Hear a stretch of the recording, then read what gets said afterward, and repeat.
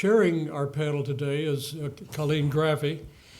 Colleen, I have introduced to a smaller group this week, but I will introduce her again to all of you, is the founding director of Pepperdine's programs in London. And we have 6 campuses overseas, largely undergraduates that spend a year abroad, but also the law school has had an outstanding program in London. Colleen founded the undergraduate program in London in rented facilities around the corner from Harrods, and then 5 years later got some very nice property that was, I think, zoned residential maybe. If you think it's, Colleen, Joe Chiswick here just a year ago completed his year's service as president of the Los Angeles Chamber of Commerce. Joe, if you think it's hard to get permission to build something in Los Angeles, you should try to get it rezoned in London. But Colleen accomplished that. We've got a beautiful facility there. It backs up to a wonderful commons area. And on top of that, we loaned Colleen to the State Department for 4 years as Deputy Assistant Secretary of State for Public Diplomacy, working with Karen Hughes and later with Connie Rice and that whole team. So she's a barrister. Her biography is in your program, and I'm going to let her introduce her panel and manage them. Colleen? Thank you very much, Jim. I was fortunate enough to be teaching a course in public diplomacy for Pepperdine School of Public Policy during that semester when Understanding America, the Anatomy of an Exceptional Nation was offered here at Pepperdine. And as you heard, this course was specially designed by James Q. Wilson to parallel his book of the same name. And we are very privileged to have with us the fellow faculty members for that course on our panel today. James Piereson is president and trustee of the William E. Simon Foundation and senior fellow at the Manhattan Institute. He was executive director and trustee of the John M. Olin Foundation. And in addition to teaching for us here at Pepperdine, he's taught government and political theory at Iowa State, Indiana, University of Pennsylvania. James Piereson, of course, is also an author and has made important contributions to contemporary conversation through his insightful articles. He had one last week in the Wall Street Journal about the truth about the 1%, which was terrific. But he really put the cat amongst the pigeons in his Washington Post article last December entitled "The Problem with Public Policy Schools." So he challenged public policy schools to focus on translating ideas into solutions to solve public problems as they once did. Victor Davis Hanson is an American military historian, columnist, former classics professor, and scholar of ancient warfare. He has numerous scholarly publications, including his most recent book, and I was fortunate to hear a talk on that, which was The Savior Generals: How 5 Great Commanders Saved Wars That Were Lost from Ancient Greece to Iraq. He's also a prolific writer of articles on wide-ranging subjects from foreign affairs to domestic affairs, and he manages to stay grounded through all this by his other career as a farmer in Selma, and regularly conducts interviews as he's driving from Fresno to Malibu. Talk about multitasking. And he is the Martin and Illie Anderson Senior Fellow at the Hoover Institute, Stanford University, and Professor Emeritus of Classics at California State University, Fresno. Robert Kaufman is a beloved professor of public policy here at Pepperdine School. His path to the West Coast started from the East Coast with his degrees, including a PhD from Columbia, law degree from Georgetown University, followed by teaching at Colgate University, the Naval War College, the University of Vermont. And in addition to his weekly column in the Orange County Registrar, he has numerous articles and scholarly works and books, including his most recent one on the Bush Doctrine, which came out when I was in Washington, D.C., and he was paying regular visits to the White House. And this will be followed by a book on the Obama Doctrine. Will you be making visits to the White House to talk about that? I doubt it. In contrast to Victor Davis Hanson's Fresno to Malibu commute, I believe Professor Kaufman wins the prize most coveted by academics, the best commute as he saunters from his Malibu home, which is just up the hill, about 3 minutes down to his office here on the Pepperdine campus. So welcome to our panel, and we'll start with James Piereson. Well, thank you, Colleen, and thanks to Jim. It's great to be back at Pepperdine. Great also to be with Victor and Bob once again. I should congratulate Jim. I think you've had a sensational conference here so far. I will try to live up to that standard you've established this morning. The topic this morning is James Q. Wilson's book, The Moral Sense as it Relates to American Exceptionalism. One difficulty in addressing this topic is that the moral sense does not address that subject. I don't think Tocqueville is cited in the moral sense, nor does Jim really take up America or the idea of exceptionalism in that book, The Moral Sense. So, however, I do think it does fit in to his work in general, and I don't want to impute to Jim ideas that he did not hold, but in developing this essay, it does, I think, it does require drawing some implications from some of the things he's written in order to make this connection.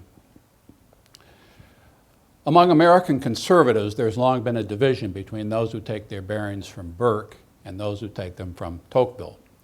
Burkeans are concerned with the preservation of ranks and establishments against the modern tides of democracy and revolution.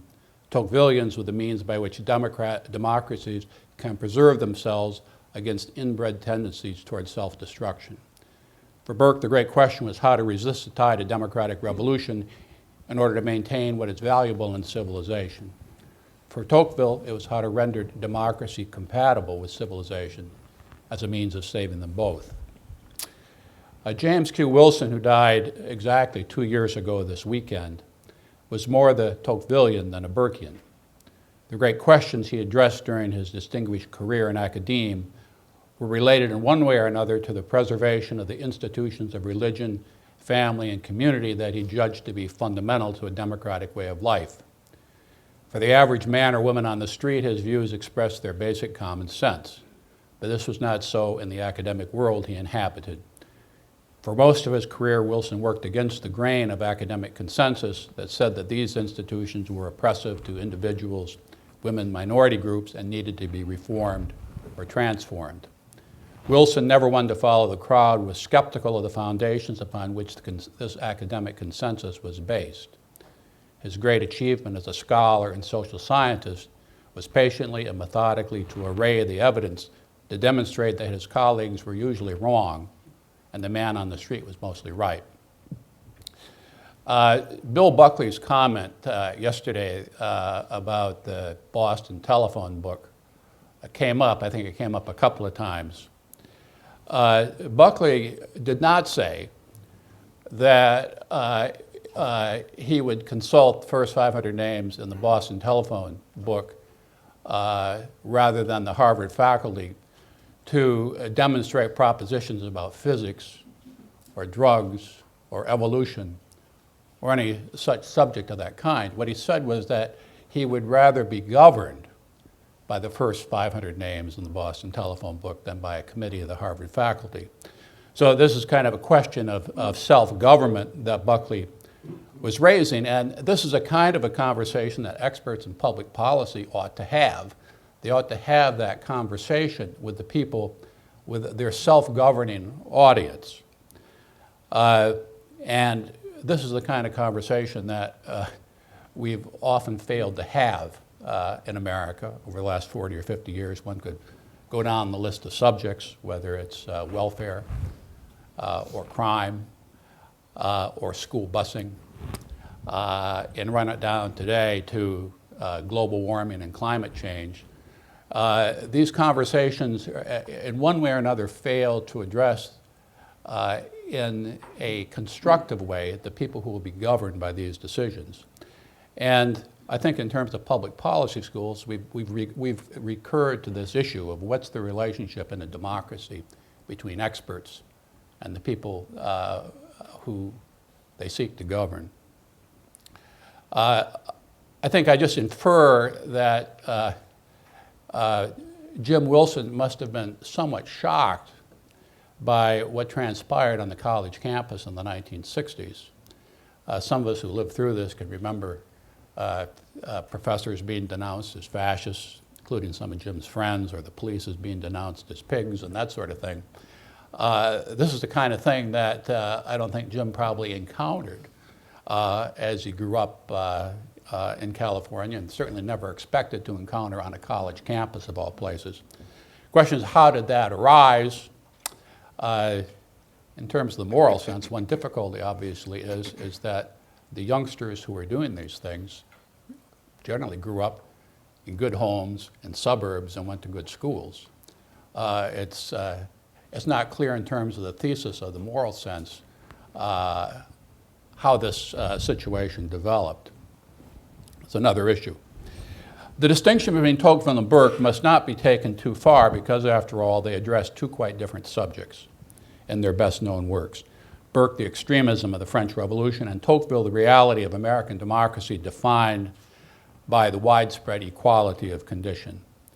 Yet in other works, Burke wrote favorably about the American Revolution and political reform in general, while Tocqueville dissected along very similar lines as Burke the reasons why the revolution in France proved to be such a destructive failure. In addition, both have been termed as, quote, liberal conservatives, unquote. That is, thinkers who deployed the rhetoric of tradition and moderation in the defense of representative and popular institutions. In that sense, Burke and Tocqueville may be viewed as forerunners to various modern thinkers with parallel concerns, such as Ramon Aron, Orwell, Michael Oakeshott, Irving Kristol, and other American neoconservatives. And it is probably within this overall context that we should understand the intellectual career of James Q. Wilson, that is, as a liberal conservative or a conservative liberal.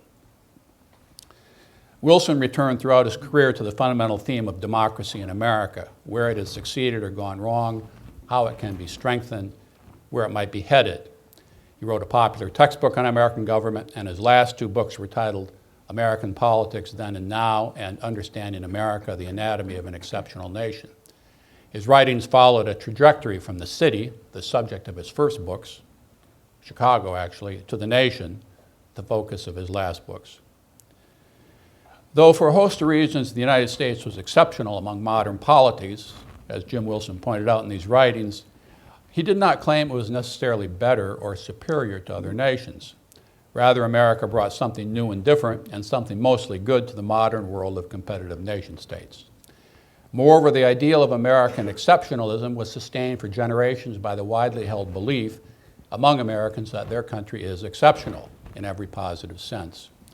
Yet in the post-war era, that belief came under sustained attack from liberal and leftist critics of the American experiment, an attack that, in Wilson's view, also challenged the foundations of American democracy. Much of his work was thus addressed to a defense of traditional American democratic practices against these new critics who emerged in that period. Wilson's first three books, written as a young academic in the early 60s, Negro Politics, The Amateur Democrat, and City Politics with Edward Banfield, addressed the then brewing conflict in major cities between the professional machines and the cause-oriented reformers who sought to displace them.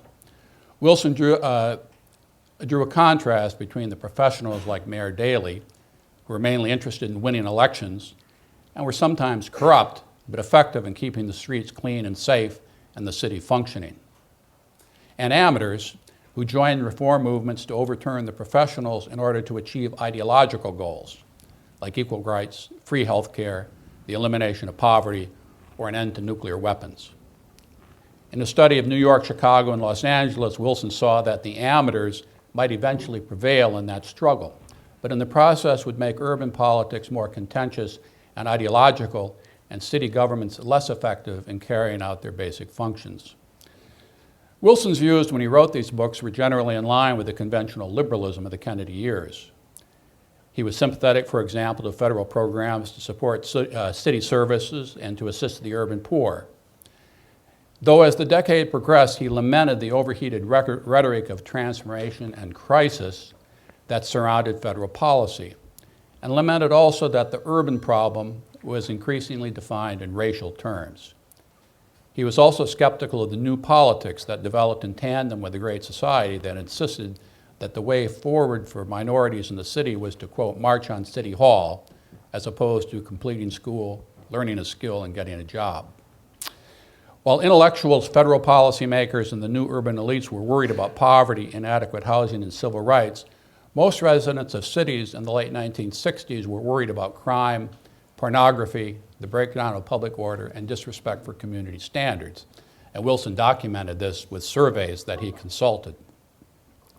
The rise of amateurs in the new politics was doing little to improve the quality of life in the cities.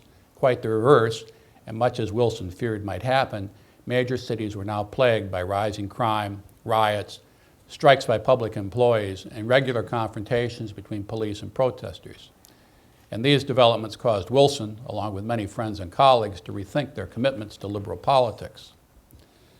Along the way, Wilson, along with his longtime colleague and friend Ed Banfield, became a critic of planning and a defender of old-style politics, through which problems are solved by a process of bargaining and compromise among groups and interests. The planning instinct, popular in courts, universities, and regulatory agencies, sees groups and elected politicians more as obstacles to comprehensive solutions. And therefore, they seek to circumvent old-style politics in order to impose these solutions. In City Politics and other works, Wilson tried to show that old-style politics tend to work best in finding compromises to address urban problems. As an early contributor to the public interest, Wilson was a key figure in the rise of neoconservatism in the 1960s, particularly since the movement was stimulated out of the matrix of issues about which Wilson was then writing. At the time the magazine was founded in 1965, there were few authors who knew as much as Wilson did about federal policy in the cities or the growing influence of reformers in urban politics.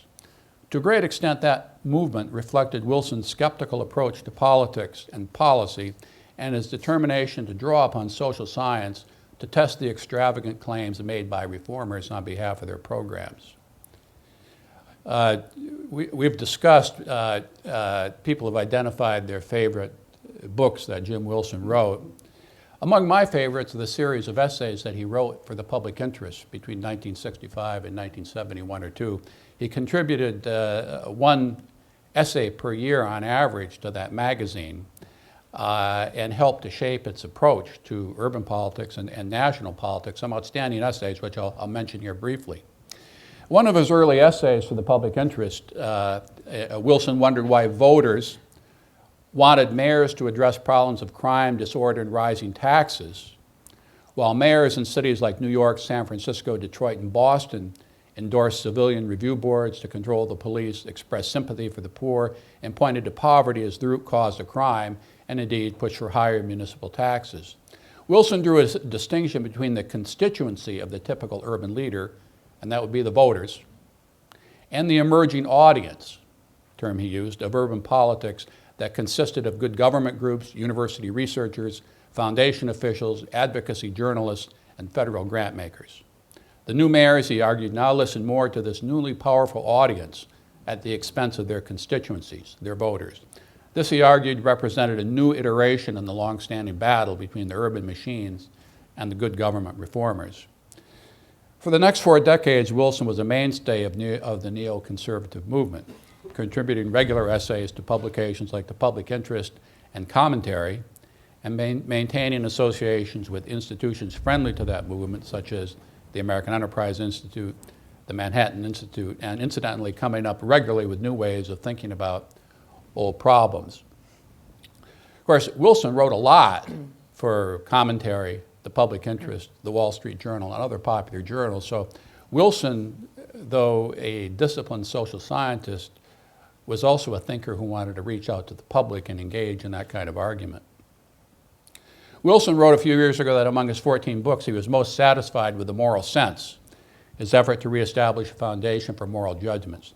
It was an unusual book for Jim Wilson in that it was a foray into political philosophy, though it also represented an effort to bolster some philosophical claims with reference to social science findings.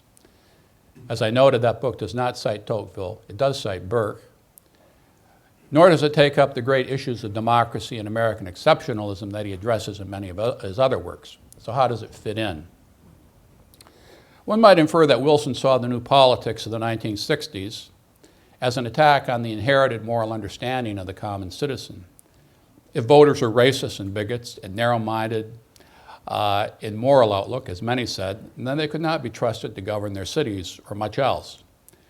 Hence the newfound influence of the audience in urban politics and then in national politics.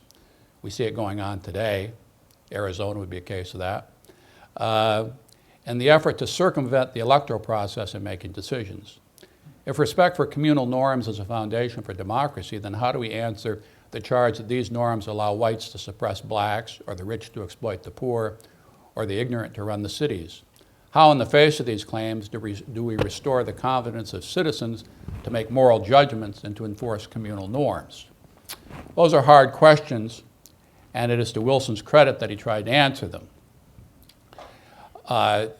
He argued in that book that people are born with a natural moral sense, a concept developed by the philosophers of the Scottish Enlightenment, principally by Francis Hutchinson and David Hume and Adam Smith, and picked up by prominent Americans like Jefferson and Madison. The moral sense, they argued, was a more reliable guide to action than reason, and was likely to lead people astray. Hume, in fact, went to great lengths to show that moral principles could not be proved by reason, but must be grounded in custom, experience, and utility. And his is-ought distinction was not a claim that moral principles could not be grounded in anything. His argument was that they couldn't be grounded in philosophy, but had to be grounded in custom and tradition. So this was a secular guide to morality, and it thus fit neatly into the structure of political thought that sought to separate secular from religious authority. This moral theory was influential among the American founders. What happened to it? Unfortunately, it did not weather very well the onslaughts in the 19th and 20th century from the likes of Marx, Nietzsche, Freud, modern positivists and deconstructionists who cast doubt on theories of human nature and reduced morality to power relations or psychology, nor did it survive the violence, war, and the Holocaust of the 20th century. So in the moral sense, Jim Wilson tried to resurrect an old theory, albeit one of august patrimony. Among all moral theories, it is perhaps the one most friendly to democracy and the common citizen. The moral sense, Wilson argues, consists of the virtues of sympathy, fairness, self-control, and duty that individuals absorb through family relations and community life.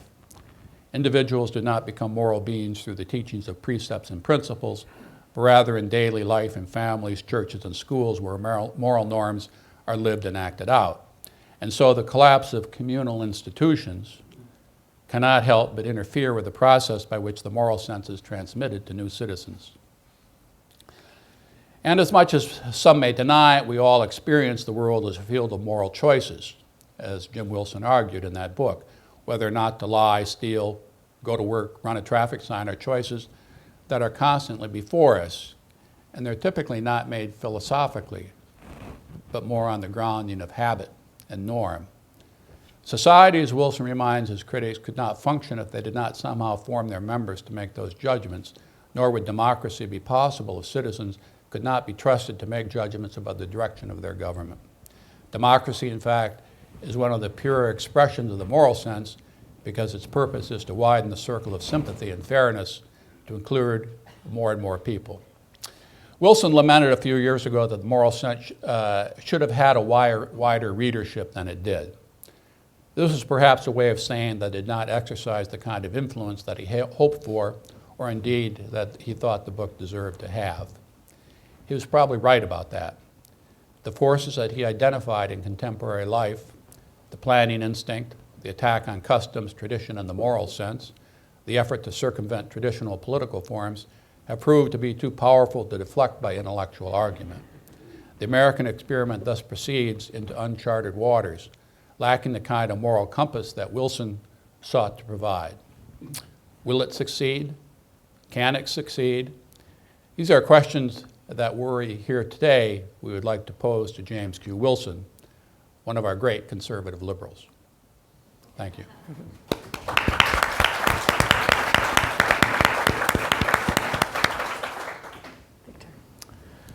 Well, James Q. Wilson didn't write about military affairs, and yet I'm asked to talk about military exceptionism in the Wilson tradition. I should note that as a former classicist, I always respect the idea of nihil malum dicere de mortuis, and that James Wilson and I had a very sharp exchange and commentary about a book I wrote called Mexiforma in 2003, in which I thought that if unchecked illegal immigration went on commensurate with the salad bowl rather than the melting pot, California in 10 years would be in bad shape, and he felt that that was illiberal. We had a good exchange, but if you were to take his larger views and apply them, and I think I can do that because in Understanding America, Eliot Cohen did just that and wrote about the exceptional nature of the American military. What he meant by that is, I think that in the larger landscape of Western civilization as we define it, from the Greeks to the present, and we can do that any way you would like, but constitutional government, greater tendency for free market economics, the rights of the individual, promotion of rationalism rather than superstition, et cetera, et cetera. Within that larger landscape, the United States was exceptional. It was able to craft a Western society that was a little different than its European ancestors and its ancient ancestors. There was not a hereditary but natural aristocracy. We had this strange idea that emulation rather than envy was preferable. What Hesiod called the good envy that makes people see another farmer and want to out-farm him rather than to break his wagon apart. And we had a multiracial society, not a multicultural society. We were the only country in which people of all different races. That was the logic, I think, of the Constitution. The idea that Condoleezza Rice or Susan Rice would be a foreign minister today in Germany or France, I think would be unlikely. So it was a very exceptional idea. When this was applied to the battlefield, there were certain tendencies within the larger Western definition. Of course, Western armies from Salamis to Lepanto to the present were very dynamic in a way that was not commiserate with their often limited territory and manpower and demography. But they were able to project power that's otherwise undefinable given their material resources. But they had particular protocols and values when applied to the battlefield, sort of nullified brilliant leadership, problems in logistics, bad weather, being outnumbered, so that somebody like Hernan Cortez with 1,700 people can destroy Tenochtitlan in a very violent, vicious way, in a way that the Aztecs were very violent and vicious, could never gone back across the Atlantic and sacked Seville. But within that larger Western military dynamism, the Americans were also different. They were exceptional. And you think for a minute, 1861, the Union Army is essentially 100,000 new draftees, and it starts from about 17,000 people that were on frontier duty. In 1865, when William Tecumseh Sherman is marching the Army of the West, who's gone all the way from Atlanta to the Savannah up to the Carolinas and come behind Bobby Lee at Richmond, the German military attaché is aghast and says, my God, if this army ever could get to Europe, it would go all the way through to Russia. And yet by 1866, it's non-existent. Same thing in World War I. It's overshadowed by World War II, but we sometimes forget that out of nothing, and I mean that literally, we were back to 100,000 soldiers in 1915, but out of nothing, when we declare war in spring of 1917, we brought over 100 divisions. 2 million people eventually ended up in France by the end of 1918 and were instrumental in stopping the German spring offensive and then going on the offensive in September and October. And we outproduced France and Britain the last year of the war. And yet by 1920, that army was essentially non-existent. Everybody knows the same story repeated in World War II.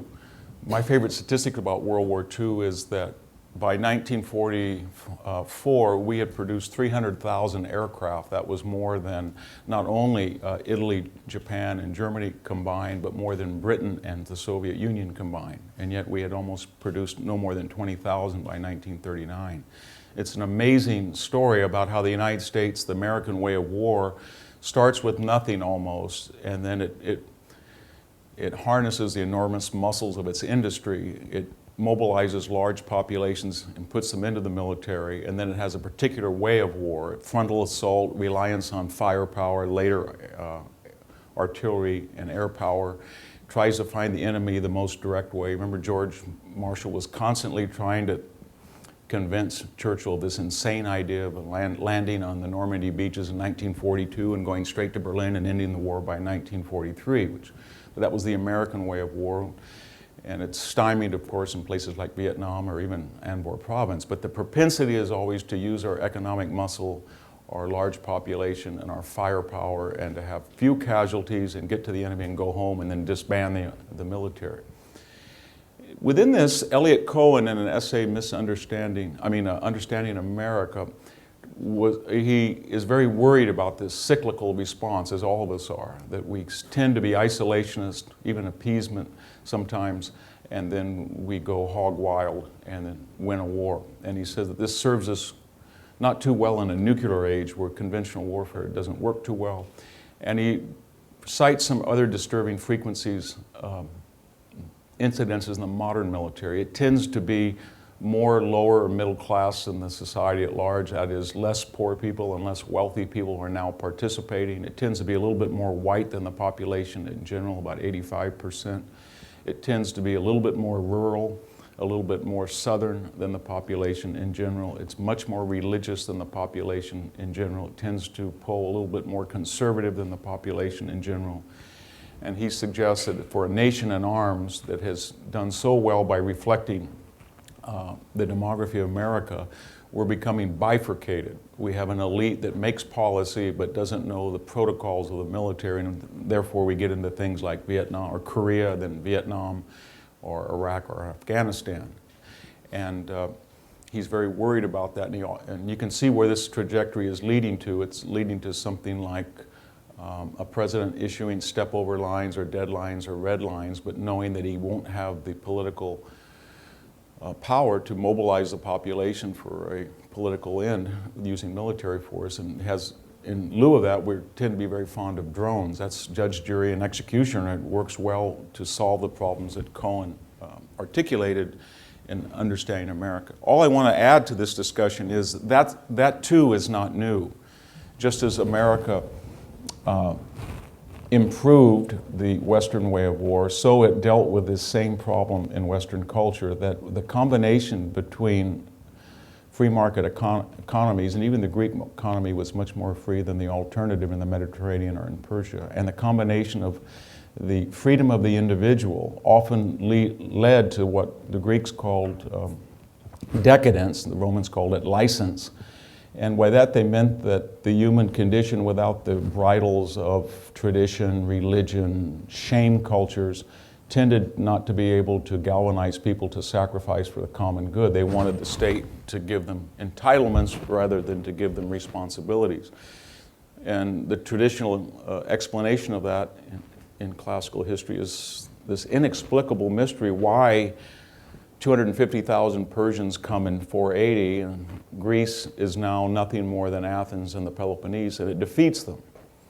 And you fast forward 150 years later, and only 30,000 Macedonians, a fraction of the size, sweep through Greece and the Peloponnese and are victorious. And people look at the literature and they see that people in 5th century rhetoric and oratory are talking about sacrifice and patriotism and marathon. In 4th century, they're bickering over whether the cripple should get a pension or not from the state, or who has more money buried in a box under his olive grove. Same thing in Rome. It's inexplicable that a country that was only half of Italy mobilized 50% of its population in between 219 and 216 BC. These horrific places like Cannae and Trebia and Trasimene lost almost half their armies against Hannibal, and yet they defeated him eventually, not in Italy, but in Africa.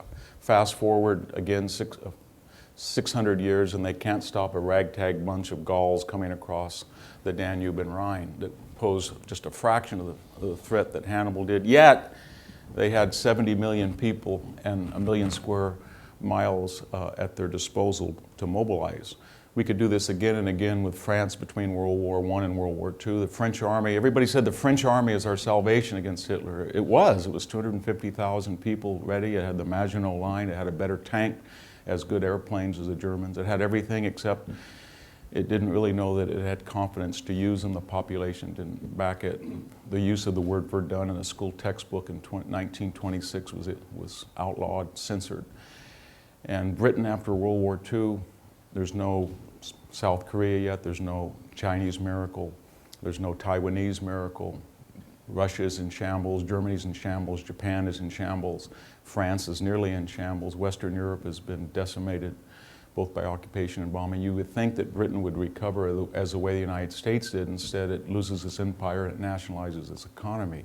So there's this tendency in the West that when times are very good, the individual is, I don't want to say he likes to watch Oprah and get takeout pizza, and it's very hard to galvanize because that would be an insult to what we did in places like Anbar Province during the surge. But what Cohen, I think James Q. Wilson in a larger sense was worried about is, will America be the first Western capitalist democracy to avoid this cyclical process when it applies to military affairs, or will we feel that the population has certain entitlements and certain levels of comfort that we're just simply not able to galvanize them in any other circumstance except an existential threat?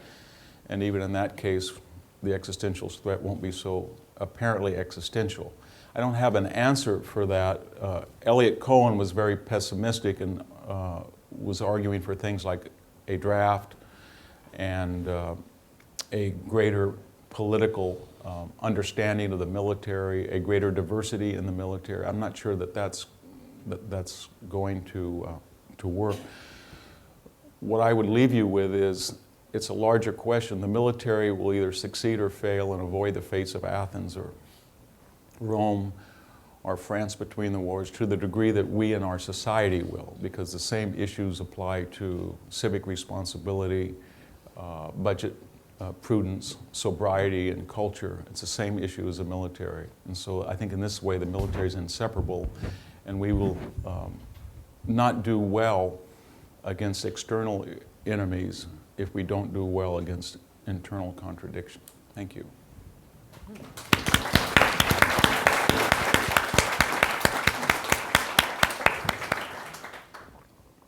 Good morning. I'm going to discuss some of the implications of James Q. Wilson's legacy for the way we think about American exceptionalism in foreign affairs. In one of the most compelling chapters of The Moral Sense, called The Universal Aspiration, James Q. Wilson describes the way in which the moral sense gradually transcended one's kin or tribe to embrace all of humanity. Wilson wrote, I quote, "The most remarkable change in the moral history of mankind has been the rise and the occasional application of the view that all people, not just one's own kind, are entitled to fair treatment." Wilson rightly insists, moreover, that, and again I quote, "the greatest and most sustained expansion of the boundary of the moral sense occurred in the West."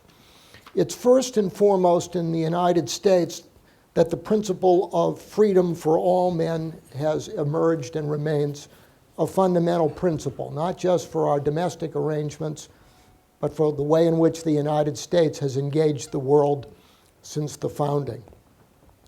The fundamental principle of freedom for all expressed in the Declaration of Independence has served as the standard of measure by which Americans assess the legitimacy of all regimes.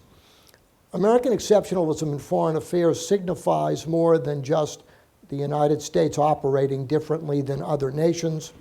It means, to paraphrase Ronald Reagan, paraphrasing John Winthrop, that America has a unique and indispensable role to encourage the spread of freedom around the world.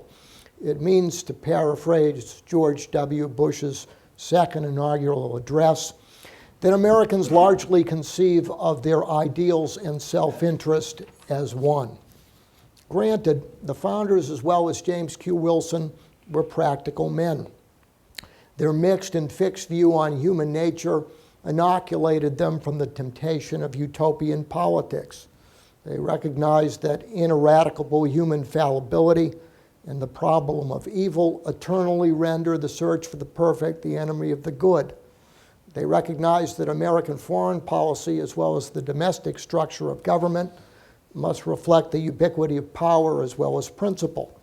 Read the first 9 Federalist Papers, largely written by my fellow Columbia alumni, Alexander Hamilton and John Jay, to grasp how astutely the founders understood the perennial imperatives of power politics. Or as President John F. Kennedy trenchantly encapsulated the perennial dilemma of reconciling ideals with self-interest after the 1961 assassination of Rafael Trujillo, dictator of the Dominican Republic. John Kennedy said this: "There are 3 possibilities in descending order of preference: a decent democratic regime, a continuation of Trujillo's dictatorship, or Castro. We ought to aim at the first, but we really can't renounce the second until we're sure that we can avoid the third." What distinguishes the United States, even from the British tradition of exceptionalism, to which ours bears closest relation, is how successfully American statesmen have reconciled ideals and self-interest. George Washington distilled the essence of American exceptionalism in his farewell address of 1796. He envisaged non-entanglement not as a permanent, but as a contingent strategy so that the United States would have time to spring full bloom as an exceptional nation wielding exceptional power. If, Washington instructed, we remain one people under efficient government, the period is not very far off when we may defy material injury from external annoyance, when we may choose peace or war as our interests, guided by justice, shall counsel. Before the late 1960s, Americans tended to take for granted American exceptionalism and its merits, with some notable exceptions such as George F. Kennan, who lamented the legalistic, moralistic tradition of American foreign affairs, setting us apart from others.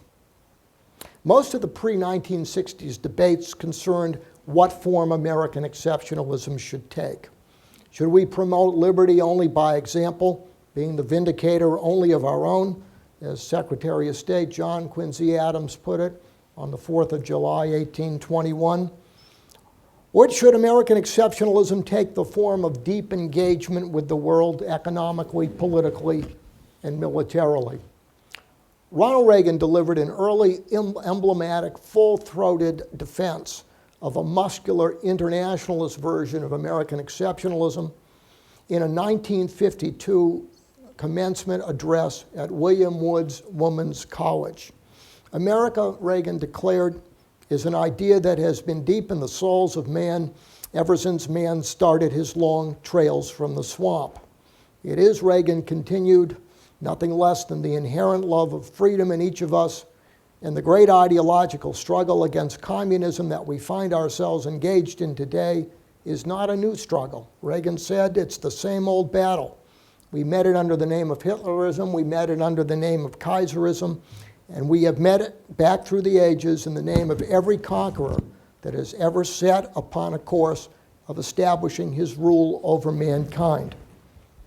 What also struck Reagan was how American exceptionalism refined and elevated America's conception of its national interests.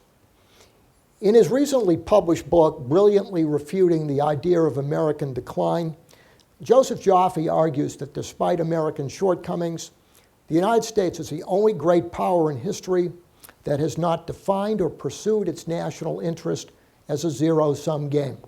What's good for America has often been good for the world.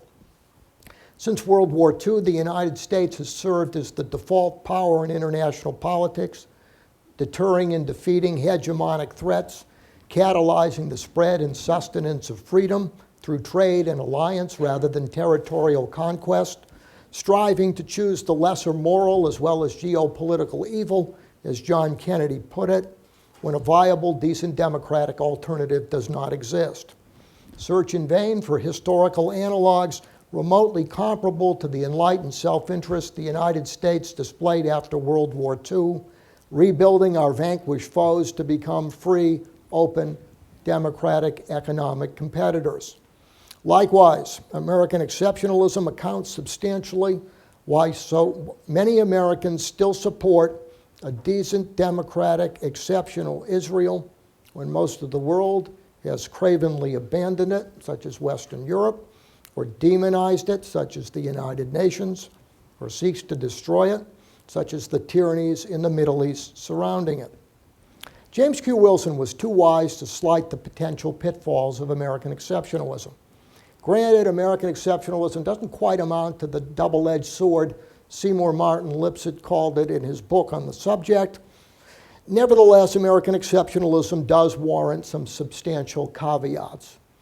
Unharnessed to the moral virtue of prudence, as St. Thomas Aquinas defined it, right reason about right things to be done, exceptionalism can descend to arrogance or overreach. Consider, for a chilling example, the debacle of Woodrow Wilson's handling of the Treaty of Versailles and the League of Nations debate. As Joseph Joffe observes too, elites in Europe from the beginning have hated us precisely for what the United States is rather than what the United States does. That goes for other tyrants: Hitler, Stalin, Brezhnev, Tojo, Mussolini, Mao, Castro, Yasser Arafat, Pol Pot, among others. There are more.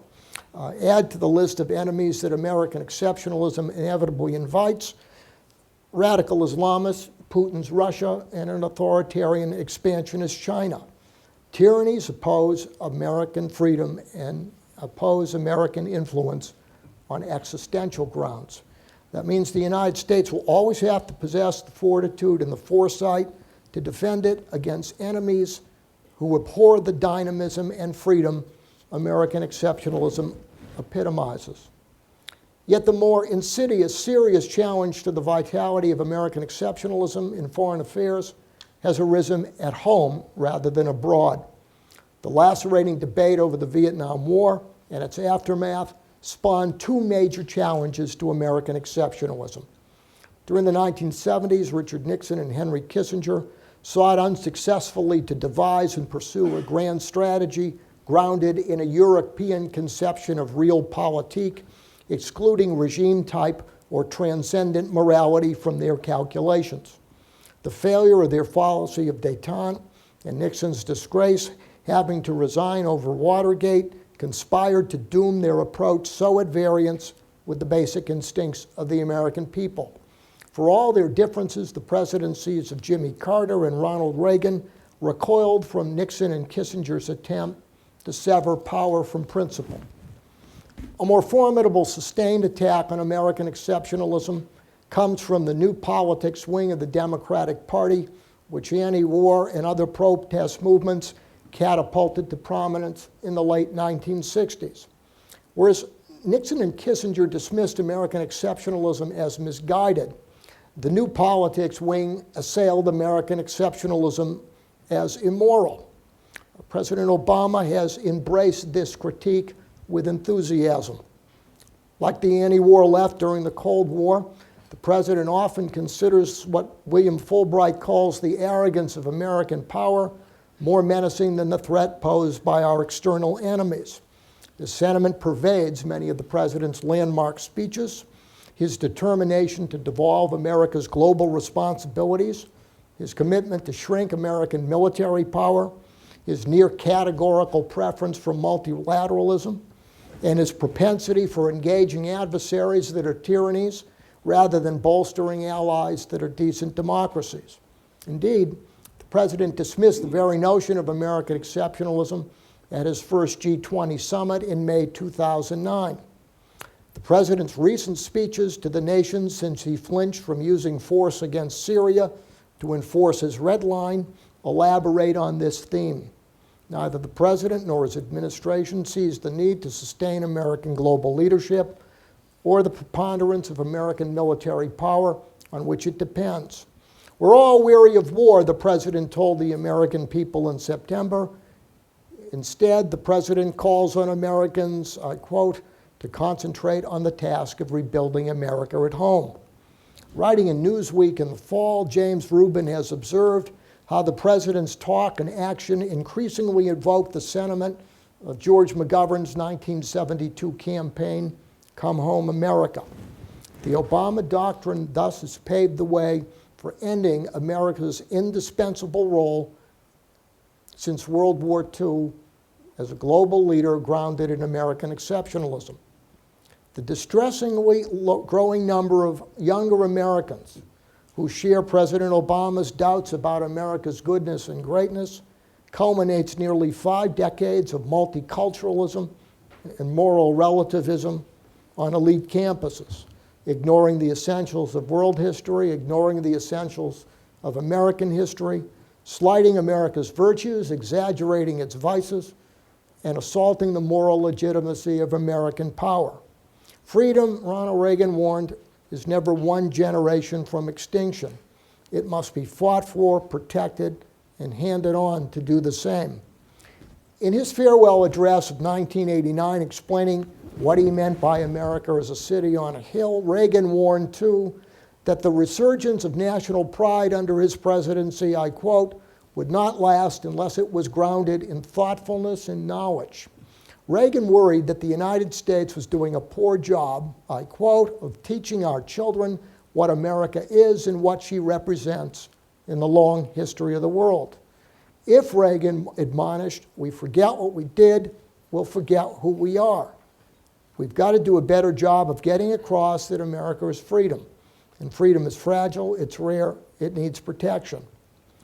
In the moral sense, James Q. Wilson issued a similar warning. Here's what James Q. Wilson wrote in The Moral Sense. The kind of cultures that can maintain reasonable human commitments take centuries to build, but only a few generations to destroy. Wilson warned, once destroyed, those who suddenly realize what they've lost will also realize that political action cannot, except at a very great price, restore it. Cultivating rather than degrading our moral sense, our capacity to make reasonable moral and practical distinctions, constitutes a necessary, if not sufficient, condition for keeping America exceptionally powerful and exceptionally decent. Conversely, casting away American exceptionalism will make perhaps billions of lives more nasty, more solitary, more brutish, and more short. Hope and pray that we still have enough of James Q. Wilson's moral sense to avoid that grievous mistake. Thank you.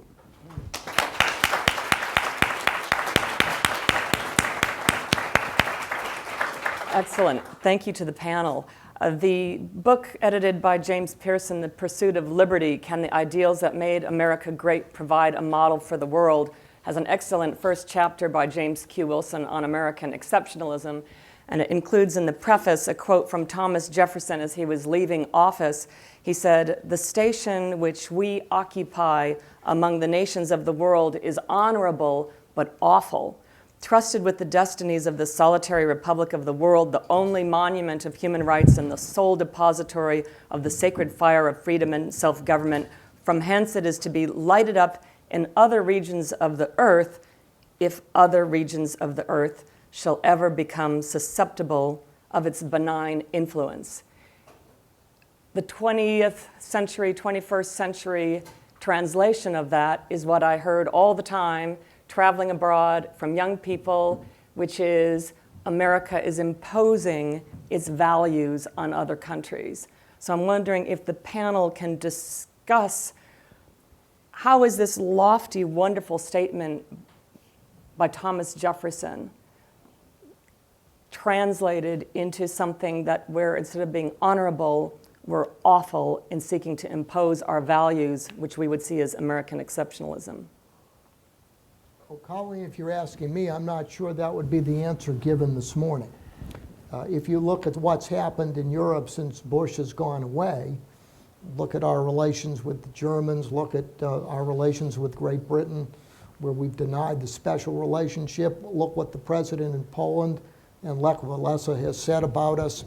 After seeing an American power vacuum, I think many people are coming to the conclusion that American leadership, to quote Winston Churchill or to paraphrase him, is the worst thing except for any other alternative. When you start seeing the consequences of the United States retreating, people may not like the United States. Power attracts envy, but compared to the alternative, I'm not sure you're right about what you just said.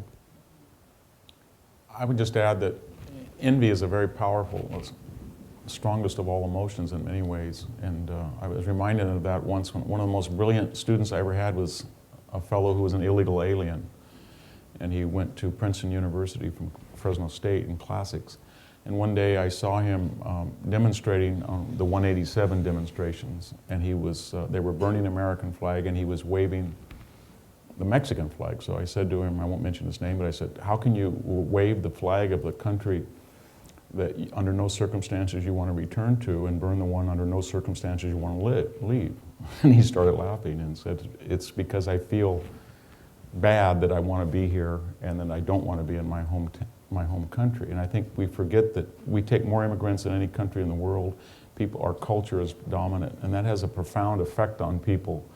It creates a collective schizophrenia where people want the American culture and yet they want to deride it. And the other thing is, I think Bob picked up on that, is that we don't make any effort to defend our culture. We don't feel that that's American. We used to. I was in Italy about 5 years ago and I was at a coffee table and an Italian journalist was talking to an American couple and he was waiting to interview me and he was berating them and they said, we're right, we hate Bush, America's no good. And finally I said, you should be ashamed of yourself, the two people. Here you come over to this country that gave us Mussolini and a lot of Americans died to free it, and here you're just listening to this crap and you don't make any argument about American exceptionalism. And the Italian journalist laughed and said to me, wow, that's the first time anybody's ever told me that.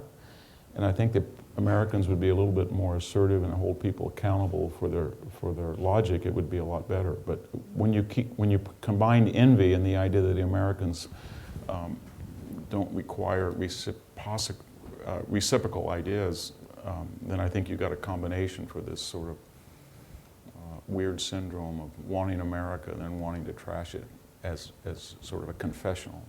Yeah. Can we impose? Are we imposing our values? Can you impose values?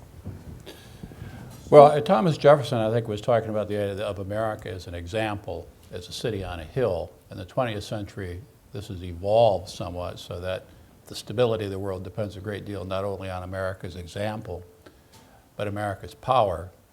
After World War I, of course, the United States retreated from European affairs. The United States was roundly criticized among Europeans at the time for abandoning Europe.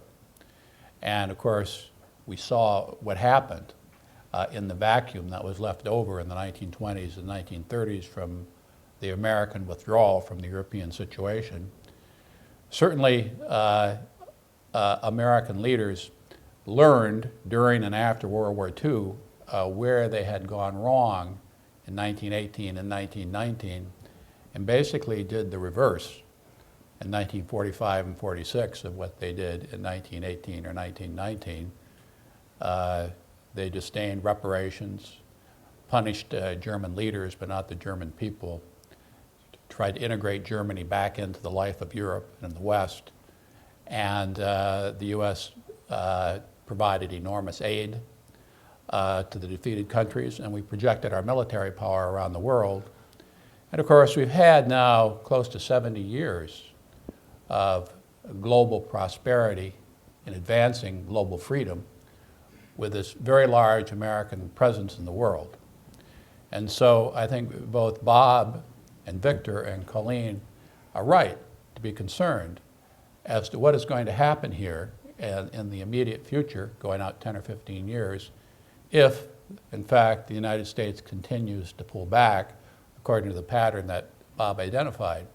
It's going to be difficult because the United States, and these are not issues, by the way, that Jim addressed in a great deal of depth. The United States is mired in a situation of very slow economic growth, average of somewhere around 2% per year since around 2000, compared to close to 4% in the post-war period up to that point.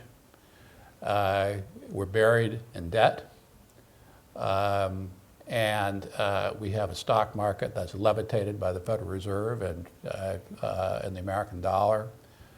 And we have the baby boomers about to retire, and we have pensioners dependent on government funds. And so how, and I think this is the issue that both Bob and Victor have raised, how are we going to maintain this global presence in the face of these challenges, which will only mount and become more serious over the next 10 years? It would appear that the United States is heading towards some sort of crisis where it's going to have to sort these things out. If we had 3 or 4% annual economic growth, I think we'd have a difficult time, but we might be able to manage it. At 1% or 2%, I don't see how it's going to be possible. As if you just look at that as kind of fundamental, because the United States needs a resource base to pay for these commitments. I'll inject some optimism, although there's a lot to be pessimistic about. If we were having this conference in 1978, we'd basically be saying the same thing. Both major parties, Nixon, Kissinger, Carter, thought we were in decline. Carter was a year from giving his malaise speech. The Soviet Union was on the march. We were in much tougher position, as Victor knows in his new book. He's writing in 1941. So objectively, we've been here before, and we've heard the idea of the inevitability of American decline before. The difference now, I think, is that rather than externally driven, this is, I'll be blunt, what I call America's suicide attempt. This is the first time where internally we are willing our way to decline, and that, I think, presents a unique set of challenges and circumstances. Mm-hmm. Great, thank you. Now we have 2 microphones. I have one more question for the panel, but let's tee it up. And if you feel comfortable standing, it's good because people can identify who you are and then, of course, introduce yourself. So we have one question that will go to the microphone here. And where's the second question? Let's do the second one up there. And my next question is just to ask about this quote that went around the world from Obama when he was asked about exceptionalism. He said, "I believe in American exceptionalism, just as I suspect that the Brits believe in British exceptionalism and the Greeks believe in Greek exceptionalism." Now, he went on to say he's enormously proud of the country, the role of the America in the world, the core set of values, our Constitution, body of laws, democratic practices, and so on. But just taking that topic of that, are we kidding ourselves when we say we're exceptional? Does every other country think that as well? Is there an objective standard where we can say every country is proud of their nation, but America really is exceptional? And that's an objective standard, and it's not just American projection and thinking. Well, I mean, empirically, we are exceptional. Even in our so-called decline, one American worker produces 3 times as much goods and services as 2.5 Chinese workers. We only have 6% of the population. We create 25% of the world's GDP. A recent survey of the top 200 universities had, I think, 8 out of 10 American, and I think 5 of the top 20 were in California, of all places. So we are exceptional. And as far as decline usually historically is a choice. It's not a fate. If you were to come from Mars and look at all the criteria that you would adjudicate America's health, you would say, wow, as far as natural gas and oil, America's got the most encouraging prospect of any of the major industrial powers. Wow, if you look at demography and compare American demography with Russian or Japanese or German, wow, America's got a lot of potential. If you were to look at the race question, tribalism, religious factionism, you would say, wow, America's unduly harmonious compared to the alternative. If you were to look at agriculture, which is the great stuff of all civilizations, wow, fewer American farmers produce more goods than any other country in the world. And so if you look at our Constitution, it's the longest Constitution of any democratic, it's the most stable. So all of it's there, but up here, it's this idea that at some point we felt we've solved our existential problems and we could dream of utopia and we could make sure that everybody was equal by result rather than opportunity. And that's either been doomed in history or millions of corpses have been piled up in that pursuit of it. So that's what's wrong with us. We're mentally screwed up.